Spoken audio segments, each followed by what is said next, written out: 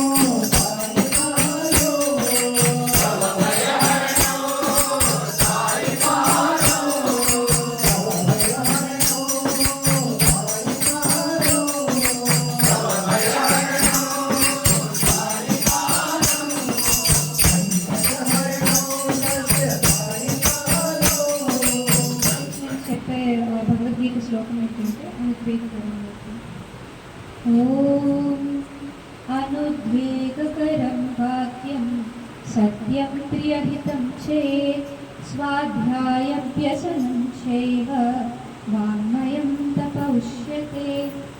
దీనికి అర్థం మనం మాట్లాడిన ప్రతి మాట ప్రియమైనది, సత్యమైనది, ఇంకా ఇతరులకు మేలు కలిగే విధంగా మాట్లాడితే దాన్ని తపోశక్తి అని స్వామి చెప్పారు. ఇది ప్రియమైనది, సత్యమైనది, ఇంకా ఇతరులకు మేలు కలిగే విధంగా మాట్లాడితే వేదాలన్నిటినీ జయించే అంత ఫలితం వస్తుంది. అయితే మాట్లాడిన ప్రతి మాట ప్రియంగా మాట్లాడితే సత్యముగా కూడా మారుతుంది అని స్వామి చెప్పారు. ఎలాగంటే love plus word is equal to truth. దీనికి ఒక కథ చెప్తున్నాను. ఒకరోజు ఒక మునీశ్వరుడు తపస్సు చేసుకుండగా ఒక జింక అటుగా పరిగెట్టుకొని ఒక పొద నుంచి ఇంకో పొదకి వెళ్ళడం చూసి తపోభంగం అయ్యి చూస్తారు. అయితే అప్పుడు కాసేపు తర్వాత ఒక వేటగాడు వచ్చి మునీశ్వరుని అడుగుతారనమాట. మునీశ్వర మీరు ఏమైనా ఇక్కడ జింక పిల్ల వెళ్ళడం చూసారా అంటే అప్పుడు మునీశ్వరుడు స్వామిని వేడుకుంటాడు. స్వామి, ఏమిటి నాకు ఈ ధర్మ సంకటం?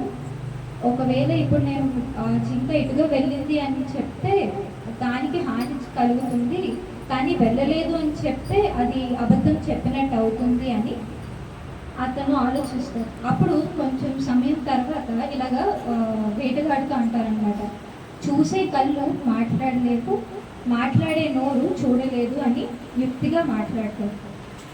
ఇప్పుడు దీన్ని బట్టి మనం అర్థం చేసుకోవాల్సింది ఏంటంటే చాలా పరిస్థితుల్లోని మనం కొన్ని విషయాలను నిజాయితీగా చెప్పలేము. ఆ సమయంలో స్వామిని వేడుకొని కొంత సమయం తీసుకొని యుక్తిగా మాట్లాడడానికి ప్రయత్నిస్తాం. ఇంకొకటి, కొన్ని మాటలు మనం మాట్లాడినప్పుడు వేరే వారికి అది అసభ్యంగా మాట్లాడకుండా ఇంకా హేళనగా మాట్లాడకుండా ఉండడానికి ఒక కథనం. ఒకరోజు భీముడు ద్రౌపది కోసం సౌగంధిక పుష్పాన్ని తేవడానికి హిమాలయాలకు వెళ్తుంటారు. అయితే ఆ దారి మధ్యలోని ఒక దారంతా తోక నిండి ఉంటుంది అన్నమాట, చుట్టుముట్టి ఉంటుంది. అయితే ఏంటి తోక అని హేళనగా అని తను భీముడు అంటాడు. అయితే దాన్ని దాటుకొని భీముడు వెళ్ళిపోవడానికి ప్రయత్నిస్తారనమాట. అయితే ఆ దారి చివరిన ఒక వానరం కూర్చొని ఉంటుంది. అప్పుడు భీమ అని పిలిచి, ఏంటి నువ్వు చాలా పెద్ద బలశాలివి కదా, నువ్వు దాన్ని దాటుకొని వెళ్ళిపోతావేంటి అనగా, అప్పుడు భీముడు అంటాడు, ఇదంత పని నేను చిటికలో చేయగలను అని, నా చిటికన వేలుతోనే తీసేయగలను అని చెప్తాను. అప్పుడు చిటికన వేలుతో తీయడానికి ప్రయత్నిస్తే సులభం కాదు. మళ్ళీ తన సర్వశక్తిలా ప్రయత్నిస్తాడు, అయినా కూడా సులభం కాదు. అప్పుడు ఒకసారి భీముడు ఆలోచిస్తాడు, ఇంత శక్తి ఒక తోకకి ఎలాగొస్తుంది అని ఆలోచించగా, ఈ శక్తి ఒక హనుమంతుడికే ఉంటుంది అని అర్థం చేసుకొని తన తప్పును తను తెలుసుకొని, ఓ హనుమంత నన్ను క్షమించు, నా తప్పు నేను తెలుసుకున్నాను, ఇలా మాట్లాడకూడదు అని అర్థం చేసుకుంటాడు. దీని మొత్తం నుంచి మనం అర్థం చేసుకోవాల్సింది ఏంటి అంటే, మన మాటలు బాణాల కన్నా ఒక్కొక్కసారి బాణాల కన్నా సూదిగా మనస్సులోని కొంతమంది గాయం చేస్తాయి. అందుకే మాట్లాడిన ప్రతి మాట అనేది ప్రియంగా, సత్యంగా, ఇంకొకరికి మేలు కలిగేలా మాట్లాడడానికి ప్రయత్నిద్దాం. సాయిరామ్.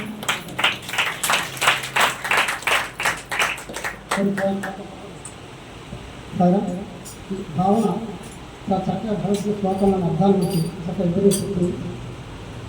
అలాగే ఈ చిన్నారిని ఆశీర్వదించుకుని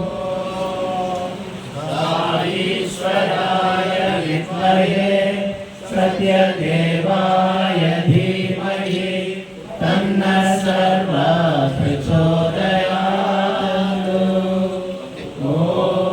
సాయి భక్తులు మా గృహానికి వచ్చేసినందుకు మీ అందరికీ పేరు పేరున పాదాభివందనాలు. చిన్న విజ్ఞప్తి చేయడానికి మీకు పర్మిషన్ అడిగాను సార్. మనకి త్వరలోనే మట్టి వినాయక చవితి రాబోతుంది. సాయి భక్తులందరికీ కూడా ఉచితంగా మట్టి వినాయకులు ఇస్తున్నాము. అందరూ కూడా స్వీకరించవలసిందిగా కోరుతున్నాం. ఈరోజు పట్టుకెళ్ళే వాళ్ళు ఈరోజు పట్టుకెళ్ళచ్చు. తదుపరి ఎవరైనా వస్తే మన ఇంటి దగ్గర లేకపోతే ఎదురుగా ఉన్న మా షాప్ దగ్గర మట్టి వినాయకులు తీసుకోవచ్చు. ప్రకృతిని పాడు చేయకూడదు కాబట్టి మనం ఈ కార్యక్రమాన్ని చేపట్టడం జరిగిందన్నమాట. 2007 నుంచి మనం మట్టి గణపతి ఇస్తున్నాం. ఈ మట్టి గణపతుల్ని మీకు ఫ్రీగా రావాలి అంటే ఒకటే కోడ్ వర్డ్, మీరు వచ్చి సాయిరామ్ అని చెప్పాలి. సాయిరామ్ అని చెప్తేనే మన వాళ్ళు మనకు ఉచితంగా ఇస్తారన్నమాట. ఒక మాట, మరి నారాయణ సేవ మన ప్రేమ మందిర వార్షికోత్సవం సందర్భంగా ఉంది కాబట్టి అందులో ఎంపిక చేసిన నారాయణకి చీరలు దుప్పట్లు ఇస్తామని కన్వీనర్ గారు తెలియపరిచారు. మా వంతుగా చీరలు వారిని స్వీకరించమని కోరుతున్నాం, నారాయణకి అందించమని కోరుతున్నాం. ఇదే కాకుండా ఎప్పుడు నారాయణ సేవ ఉన్నా సరే మా వంతు చీరలని స్వీకరించమని కన్వీనర్ గారికి ఈ సందర్భంగా తెలియజేసుకుంటున్నాం. చివరిగా ఒక విజ్ఞప్తి, నాకు కలిగిన అనుభూతి నేను చెప్తున్నాను. మా అమ్మాయి ఇప్పుడు మాటల గురించి తను అనుకొని ఎంచుకుంటూ తిరిగి నేను చెప్దాం అనుకున్న మాట అన్నమాట. ఆ మాటల గురించి అంటే ఎదుటి వ్యక్తికి బాధపడేటట్టు మాట్లాడకూడదు అనేసి. మనం బాబాని తెలుసుకోవడం ఎలాగంటే 4. ఒకటి భక్తి అంటే తెల్లవారి పూజలు పురస్కారాలు చేసి భగవంతుడు ద్రౌపదికి నైవేద్యాలు పెట్టి అదొక్కటే భక్తి అనిపించుకోవచ్చు. తోటివారిని ఆదరించడం, ప్రేమించడం కూడా భక్తి. రెండోది ఆదరణ అంటే నీవాడైనా పైవాడైనా ఎవరి వాడైనా సరే ఆదరించడం. వారు నీకు సరితూగేవాడైనా సరితూగకపోయాడైనా వాటి ముందు నువ్వు ఆదరిస్తేనే నీ భగవంతుడు చేరుతాడు. మూడవది ఏంటంటే భరించడం. ఆ భరించడం ఏంటంటే భగవంతుడు మన అందరం గొప్పవాడని భరించడం లేదు, మనం ఏ రకంగా ఉన్నా సరే భరిస్తున్నాడు. మనం ఎదుటి వాళ్ళ మీద ఇచ్చిగా చెప్పుకొని పక్క వాళ్ళ మీద ఇరుగు పొరుగు వాళ్ళ మీద లేనిపోని నిందలు వేసి వారిని బాధ పెట్టి తెల్లవారేసరికి మల్లెపూల తెల్ల బట్టలు వేసుకొని బొట్టు పెట్టుకొని తిరిగితే మనం బాబా భక్తులు అంటారా? మరికొంత చెడ్డ పేరులో పలానా బాబా భక్తులు ఇలాగ తోటి వారిని వేధిస్తున్నాడట అనేసి. అలాగే చివరిది ఆనందం. ఈ 3 చేస్తే మనకి ఆనందం వస్తుంది. ఆ ఆనందం ఏంటంటే ప్రకృతి దగ్గరగా బతకడం. ఈరోజు మీ అందరూ కూడా అందరూ స్వీకరించారా? బాగుందా? అలాగే ఇప్పుడు సాయంత్రం కూడా ఇంకొక మంచి ఐకల ప్రసాదం అప్పాలు తయారు చేయించాం. ఇవి దేనికంటే ఆరోగ్యానికి దగ్గర పడేది. మనం మోడర్న్ లైఫ్లోకి వెళ్ళిపోతూ మన తాతను తినే చిరుధాన్యాలు వదిలేసాం. వారు సేంద్రియ పద్ధతిలో పండించే వదిలేసాం. మేము ఏం చేసామంటే ఒక గిరిజన గ్రామాన్ని దత్తత తీసుకున్నాం. కొండల్లో, అరకు కొండల్లో గిరిజన గ్రామాన్ని దత్తత తీసుకొని వారికి ఒక మహాలక్ష్మి అమ్మవారి ఆలయాన్ని నిర్మించాం. అప్పటి నుంచి వాళ్ళందరూ ఏం చేస్తారంటే మాకు చాలా దగ్గర బంధువులయ్యి వాళ్ళు పండించే పంటంతా మాకు ఇవ్వడం, మేము అవి తెచ్చి ఇక్కడ మార్కెట్ చేయడం, వాళ్ళకి మళ్ళీ ఆ రకంగా ధన సహాయం చేయడం చేస్తుంటాం. దానం అంటే మనం డబ్బులు ఇచ్చడం కాదు, వాళ్ళకి ఏదో రకంగా జీవనోపాధి కలిగించడం. ఈ ప్రాసెస్లో ఏమైందంటే సేంద్రియ పద్ధతిలో పండించినవన్నీ కూడా తీసుకురావడం జరుగుతుంది. అవన్నీ కూడా మన నేచర్ స్టోర్స్ ఎదురుగా ఉన్న షాప్లో లభిస్తుంది. అవి కూడా మీరు తీసుకుంటే ఇండైరెక్ట్గా గిరిజనులకి వారికి మనం సేవ చేసిన వాళ్ళు అవుతాం. మరీ ముఖ్యంగా ఇటీవల మీరు చూసుంటారు, కరెక్ట్గా వారం రోజుల క్రితం ఒక 200 ఆవులు ఉన్న కబేలాని మేము గుర్తించడం జరిగి ప్రభుత్వం వారికి తెలియపరిచాం. కంటోన్మెంట్ కాదు, కొత్తపేట స్వర్గధామం పక్కన కంటోన్మెంట్ జరిగింది. ఏంటంటే ఒక వధ, ఇలాంటి గదిలో వధ జరిగితే అది ఎవరో డ్రోన్ షాట్ తీసి పెట్టేశారో, అది ఏం అవ్వలేదు. కానీ ఇది ఏంటంటే నేను స్వయంగా 2 వ్యాన్లతో ఆవులు పట్టుకెళ్ళడం చూసి వాటిని అడ్డుకొని ఎస్పీ గారికి, కలెక్టర్ గారికి తెలియపరిస్తే ఆ అర్ధరాత్రి అంతా కబేలకు కాపలా ఉంటే మరుసటి రోజు ఉదయం కల్లా వాళ్ళందరూ పారిపోయారు.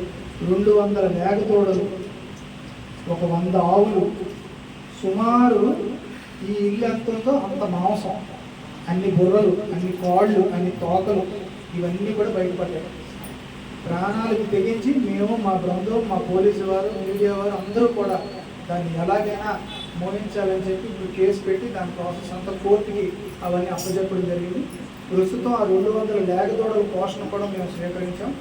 ఎవరికైనా ఇంట్రెస్ట్ ఉంటే లేగదూడలకు గడ్డి, గ్రాసం అందజేస్తే వాటికి కోర్టు ఆర్డర్ వచ్చినంత వరకు వాటి పోషణ బాధ్యత మాదే కాబట్టి ఆ పని మేము ప్రస్తుతం చేస్తున్నాం. అలాగే మీకు దత్తత కావాలంటే అవన్నీ కూడా దత్తత ఇస్తారనమాట. మీరు ఎవరైనా దత్తత కావాలంటే Aadhaar card, letter 2 town police స్టేషన్కి కానీ లేదా గుజ్జంగ వలస దగ్గర ఉన్నటువంటి ఓం శక్తి గో సంరక్షణ సమితి వాళ్ళ ఆధ్వర్యంలో ప్రస్తుతం అవన్నీ ఉన్నాయి. ఒక 3 ఎకరాల తోటలో అవన్నీ కూడా ప్రస్తుతం సంరక్షణలో ఉన్నాయి. ఎవరైనా దత్తత కుక్క పిల్లలు పెంచుకుంటే మనకి ఏమొస్తుందండి, వాటి నుంచి వ్యాధి వస్తుంది. అదే ఆవులు పెంచుకుంటే ఆక్సిజన్ తీసుకొని ఆక్సిజన్ ఇస్తుంది. వాటి పేడ మనకి ఔషధం, వాటి యూరిన్ మనకి ఔషధం. అలాగే గోమాతలో 33 కోట్ల దేవతామూర్తులు కొలువై ఉన్నారు. కాబట్టి మిగిలిన పెంచుకోండి, కానీ ఒక ఆవును కూడా దయచేసి పెంచుకోండి. మీరు పెంచుకోలేని పక్షంలో మాకు రఘు కాలేజ్ దగ్గర గోశాల ఉంది, అక్కడ మేము కొన్ని ఆవులను పెంచుతున్నాం. అలాగే మీకు అవకాశం ఉన్న చోట గోశాలలో గోవును దత్తత తీసుకోండి. వాటికి రోజుకి ఎంతో ఖర్చు అవుతుంది, చాలా తక్కువ ఖర్చు అవుతుంది. అలాగే అందరూ కలిపి ఒక ట్రాక్టర్ గట్టి కానీ వేస్తే సంవత్సరం మొత్తం వాటికి పశుగ్రాసం పనికి వస్తుంది. మనం వాటికి ఏమీ పెద్ద గొప్పలు ఇవ్వక్కర్లేదు. కేవలం మనం కట్ చేసిన కాయగూరలు, వదిలేసిన గడ్డి ఇలాంటివి ఇస్తే అవి మనకి శ్రేష్టమైన పాలు ఇస్తాయి. ఆ పాల్లో ఎన్నున్నాయో మనకు అన్నీ తెలుసు. ఆ పాల్లో లేని పదార్థం అంటూ లేదు. మీకు ఎప్పుడు విరిగిపోయే పాలు నుంచి ఎన్నటికీ పాడని నెయ్యి కూడా తీయవచ్చు. ఇది మన భగవంతుడు ఇచ్చినటువంటి ఒక గొప్ప సందేశం. అలాంటి గోమాతను మనం అందరం కూడా పరిరక్షించుకోవాలని కోరుకుంటున్నాను. నాకే అవకాశం